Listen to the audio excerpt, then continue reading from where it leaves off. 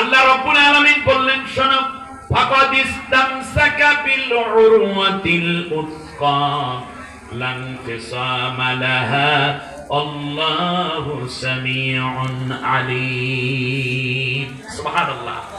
যদি আমার রশি কেউ ধরো তাহলে আমি তাকে চিনি, আমি তাকে টেনে আমার জান্নাত পর্যন্ত উঠাইয়া নিয়ে আসবো। পৃথিবীর কোন শক্তি কিংবা অপশক্তি নাই আমার রশি থেকে আমার বান্দাকে ছিনাইয়া নিতে পারে।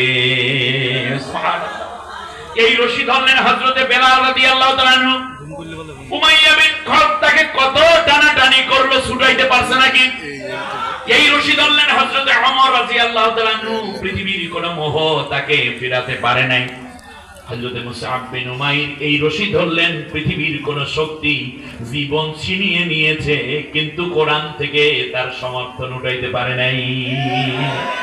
এই রশি ধরলেন আল্লামা সাঈদী সাহেব। পৃথিবীর কত লোক, পৃথিবীর কত ভয় ভীতি তাকে দেখানো হলো, তার কারণে এই রশি যিনি একবার ধরেন পৃথিবী থেকে, দেহ থেকে